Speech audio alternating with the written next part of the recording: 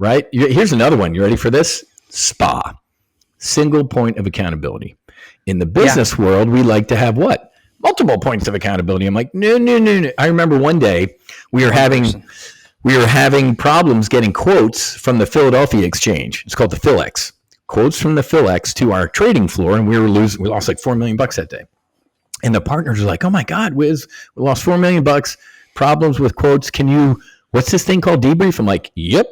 So I got the 7 or 8 tech directors in the room, Ukrainians, Chinese, these 500-pound booger eaters and head booger eaters. And I'm like, okay. Hold on. Can you say that one more time? That was just awesome. These 500-pound head booger eaters. It's a nice way of saying smart people. So, because I'm kind of an idiot, right? I'm a political science major from New Jersey. So I get these tech directors in the room, and I'm like, okay, so who's responsible for getting quotes from the PhilX to our traders? Did you get alligator arms? Cricket. Yeah, exactly. No, that's why I bring up the Ukraine and Chinese thing, because I'm looking around. I'm like, maybe they don't speak English. Maybe. So I kind of asked again, but slowly and more loudly, right? Because if they don't understand English, saying it loudly and slowly makes them understand it. I'm like, okay, who out of you is responsible for cricket? I'm like, finally, an enterprising tech director said, well, I kind of do this and she does that. And then Yuri over here does this. And I'm like, okay, stop talking. I said, who out of these leaders has 51% of the vote? Whose throat is going to get choked or back is going to get patted as a result of the success or failure of this mission? And they were like, so needless to say, I sat in that room for the next, or stood with a whiteboard, and I mapped out single points of accountability. There might be 7 of us in this room. One of you owns this. So doing just basic blocking and tackling leadership, things like that, made this firm infinitely better. Again, it wasn't me. It was the processes and the procedures. Again, the next day, the owners of the firm were like, oh my God, that's brilliant. I'm like, what do you mean that's brilliant? You don't have single points of accountability and blah, blah, blah. And that also led to, instead of SPAs, single points of accountability, SPFs, single points of failure. There were times I'd look at like some tech dude. I'm like, wait a minute, you're the only guy that's got the keys mentally to this system that takes care of $1 billion worth of assets? Yeah, I'm kind of the guy that does that. I'm like, I'll be right back. On vacation. Oh yeah. I'm like, I'll be right back. I went and told the owners, they're like, oh my God. So it was cool. It was fun. It was work though, man, because that's a culture shift, right? Here comes because all these traders and this firm in Chicago, they're like, what's some Navy fighter pilot have to teach us and stuff like that? Well, guess what? It was some heavy lifting for about a year and a half to change the culture, right, to this type of thing. And once it changed, man, it was a flywheel, and I could leave. It's systems. Any sort of system resists change, man. You keep poking it. Once you take the poke off, it goes back to its. You got to pop it, man. And once you change that structure, you can rebuild it. It was fun, but it was a lot of work, man. Yeah. One thing that is really universal in about every organization is change is constant and change is hard.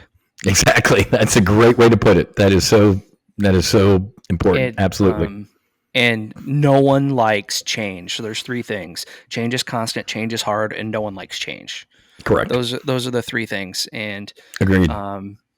That I've seen it in multiple organizations that I've been a part of now.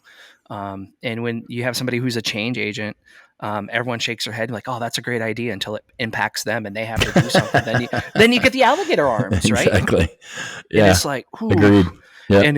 And then how you get through the alligator arms is there's brute force tactics to get through it, of like the command that you could have in the military, like I outrank you, you're going to go do it.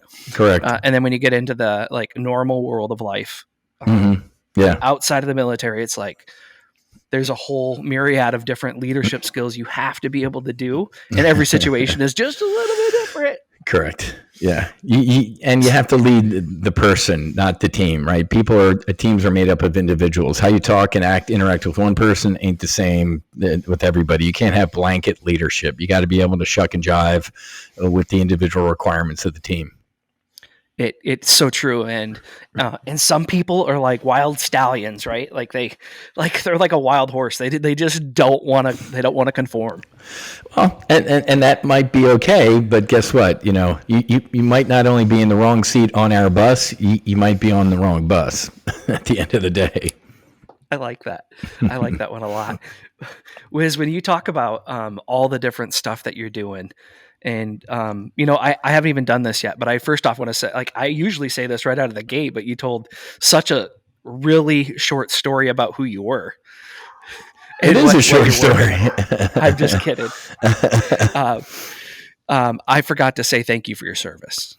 Oh, I appreciate that, bro. Yeah, thank you. And on behalf of everyone that's listening to this and the people that'll watch it, I'm starting to get a little bit of a following. It's starting to get a little bit of traction, and I hope it continues to grow.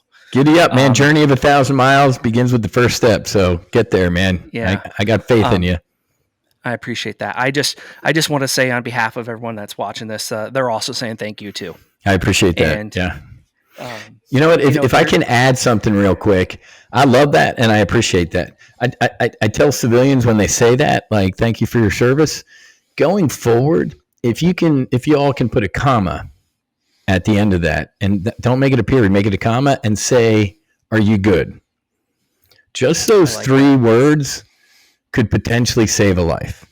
You might catch a vet when you say thank you for your service. Are you good? And they'd be like, you know what, man, no. You could potentially save a life. I'm telling you. Okay, so thank you for service is awesome, but end it with a question. Anything I can do for you? Are you good? You might just save a life. Most of the time, you'll get a yeah, but man, I've thrown that out there a couple times, and I've gotten a no, and we've helped people. So just something to maybe put in your pipe and smoke it.